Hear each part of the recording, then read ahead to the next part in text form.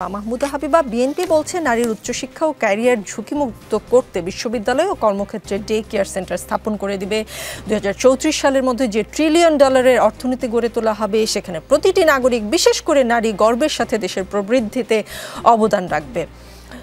জনাব তারেক রহমান নিজে স্ট্যাটাস দিয়ে কথাগুলো বলেছেন, অনেক পরিকল্পনার কথা তিনি লিখেছেন। অন্যদিকে আমরা যেটা দেখতে পাচ্ছি 237 আসনে সম্ভাব্য প্রার্থী ঘোষণা করলো আপনার দল, সেখানে 10 নারীর 12 আসন।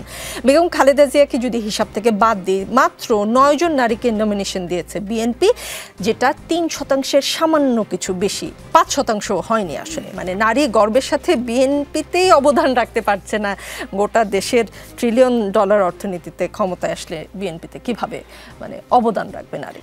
অনেক ধন্যবাদ আপনাকে, শুভেচ্ছা জানাচ্ছি আমার সম্মানিত সহ আলোচকদের এবং যারা শুনছেন তাদেরকে।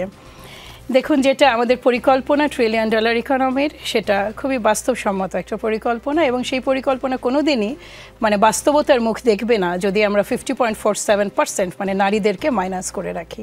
এখানে যেটা বলা হয়েছে, দেখুন নমিনেশনের প্রশ্নটা আমি সেকেন্ড পার্টে বলছি, যেটা দেশকে এগিয়ে নিতে হলে আপনার দেশের প্রবৃদ্ধিকে যদি আপনি মানে কাঙ্ক্ষিত লক্ষ্যমাত্রায় নিয়ে আসতে চান, সেখানে তো নারীকে আনতেই হবে, কিন্তু সেই নারীদেরকে তাদের প্রশিক্ষণ, তাদের কর্মসংস্থান এবং শিক্ষা দীক্ষা ছাড়া মানে একটা বড় অংশ তো শিক্ষার বাইরেও আছে, আর যারা উচ্চশিক্ষায় আছেন তাদের কিন্তু ইভেন চাকরি বাকরির ক্ষেত্রেও এক ধরনের প্রাধান্য তারা পাবেন। এটা হচ্ছে পরিকল্পনার পার্ট। এবার আসেন বাস্তবতা যেটা আপনি বলছেন নমিনেশন প্রসঙ্গে, বাংলাদেশ জাতীয়তাবাদী দল একই সাথে গত 17-18 বছরে এবারে সিরিয়াস ধরনের এমন এক ফ্যাসিস্ট সরকারের বিরুদ্ধে যুদ্ধ করে এসেছে যেখানে পুরুষদেরই টিকে থাকতে হিমশিম খেতে হয়েছে।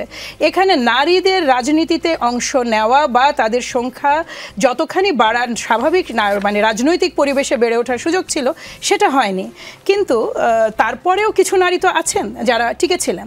তাদের মধ্যে যাচাই বাছাই করে আমাদের তো কেবল 237টা আসন দেওয়া হয়েছে, এখনও 63টা আসন বাকি আছে।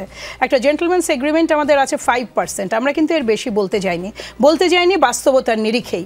কারণ হচ্ছে যে যিনি সংসদ নির্বাচন করবেন তার কিন্তু একটা নিরবিচ্ছিন্ন তার নিজস্ব নির্বাচনী এলাকায় উপস্থিতি, তার ভোটারদের সাথে তার সংশ্লিষ্টতা, সেই এলাকা নিয়ে তার প্ল্যানিং, এরকম আরো বহু ইস্যুজ আছে।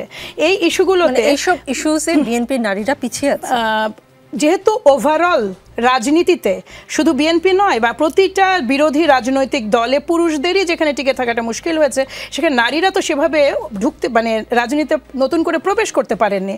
যারা ছিলেন, যেমন ধরুন আমাদের স্থায়ী কমিটির সদস্য সেলিমা রহমান, তিনি তো তার মানে জেল জীবন যেভাবে কাটিয়েছেন, একটা দীর্ঘ গ্যাপ একটা তারও এলাকার সাথে হয়ে গেছে। ওখানে দেখা যাচ্ছে যে একজন পুরুষ যত সহজে উঠে এসেছেন বা জনসংশ্লিষ্টতা তৈরি করতে পেরেছেন, সেখানে একটা গ্যাপ হয়তো পরিলক্ষিত হয়েছে। মাহমুদা হাবিবা, সেলিমা রহমান তো দেশে থেকে কথা বলেছেন, আমরা দেখছি যে জেলে ছিলেন, দেশে থেকে কথা বলেছেন। আমরা তো দেখতে পেয়েছি অনেকে উড়ে এসে নমিনেশন পেয়ে গিয়েছেন আপনাদের দলে, যারা দেশে থাকেননি, দেশে ছিলেন।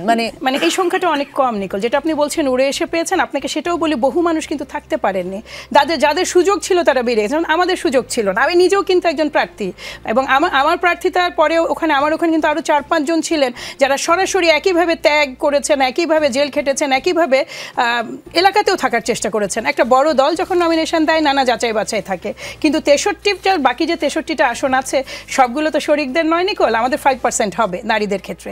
তবে আগামী নির্বাচনে আপনি নিশ্চিত থাকেন যে এর পরবর্তী যে নির্বাচন হবে, আমার ধারণা বিএনপি 10% বলছে, তো আগামী যে 20% দেওয়ার সক্ষমতা তারা 5 বছর পরই তাদের জন্য সহজ হবে। কারণ এখন রাজনীতিতে আপনি বলুন, শুনুন আমি আমার অভিজ্ঞতা আপনাকে বলি, আমি 28 মানে অক্টোবর 2023-এর পর থেকে 7 জানুয়ারি নির্বাচন, তারও 4 দিন পরে আমি বাসায় ফিরেছি। আমার কিন্তু একটা স্পেশাল চাইল্ড আছে, আমি এই বেবিটাকে শুধু কোথাও না কোথাও আনা হতো, আমি দেখতে যেতাম। এরকম জীবন তো আমরা কাটিয়েছি। এইখানে রাজনীতিতে এত সহজ ছিল না আমাদের জন্য, এলাকায় যাওয়া বা এলাকাতে একজন পুরুষ যত সহজে মুভ করতে পেরেছেন, সংশ্লিষ্ট থাকতে পেরেছেন, আমি কিন্তু সবসময় পেরে উঠিনি। ওখানেও কিন্তু আমার নিজেরই কিছু সীমাবদ্ধতা আছে, কিন্তু তারপরেও আমি প্রত্যাশা মানে যদি আমার প্রত্যাশা থাকে দলের কাছে, আমি এইটুকু প্রত্যাশা করতেই পারি। বা ধরেন এখনো তো এটা আমাদের ফাইনাল লিস্ট নয়, কেবল প্রাথমিক নমিনেশন। আমাদের নমিনেশনের প্রসেসটা আপনাকে আমি এর আগে এই শোতেই বলে গেছি যে আমরা কিন্তু প্রত্যেকে নির্বাচনী আসনে এক একজন প্রার্থী নির্বাচনী আসনে ফাইনাল মানে যুদ্ধটা করছি। আমাদের 5 স্তরে নানা ধরনের আপনার কি বলে সার্ভে হয়েছে, 5 স্তরে এটা যাচাই বাছাই হয়েছে। সেই যাচাই বাছাই যে সবই 100% সঠিক হবে তা তো না, সেখানেও ফ্লজ আছে, সেখানে কিছু প্লাস মাইনাস হয়েছে, কিন্তু ফাইনাল নমিনেশনে আমি প্রত্যাশা করি যে এই সংখ্যাটা আরও অনেক বাড়বে, অন্তত 15 তো বটেই, সেটা ছাড়িয়ে যাবে। মাহমুদা হাবিবা, আপনার কথা থেকে আমার একটা প্রশ্ন মনে এলো। আপনি বলছেন যে পুরুষরা ওই সময়টা প্রতিকূল পরিবেশে যতটা সহজে এলাকায় গিয়ে জনগণের কাছে যেতে পেরেছে, ওই প্রতিকূল পরিবেশে নারীরা পারেনি। আপনাদের ভারপ্রাপ্ত চেয়ারম্যানের যে স্ট্যাটাসটির কথা আমি বললাম, নারীদের এগিয়ে নেওয়ার বিষয়, তার প্রথম দিকেই ছিল নারীরা যেন উচ্চশিক্ষা থেকে ঝরে না পড়ে, নারীরা যেন শিশু কোথায় রাখবে সেটার জন্য কর্মজীবন থেকে তাদের বের হয়ে যেতে না হয়, সেই জন্য সরকারি বিশ্ববিদ্যালয়ে এবং কর্মক্ষেত্রে ডে কেয়ার সেন্টার চালু করার ব্যবস্থা করা হবে। আমি শেষ করি করবে, বিএনপি করবে, সেই পরিকল্পনার কথা তিনি বলেছেন। নারীরা যদি প্রতিকূল পরিবেশে রাজনীতিতে পিছিয়ে থাকে, সেক্ষেত্রে তিনি এগিয়ে নেওয়ার জন্য এখন নমিনেশনে আসলে কোন প্রতিফলনটা করছেন যে তার ওই কথাগুলো আমরা বিশ্বাস করব। আমি আসবো আপনার কাছে।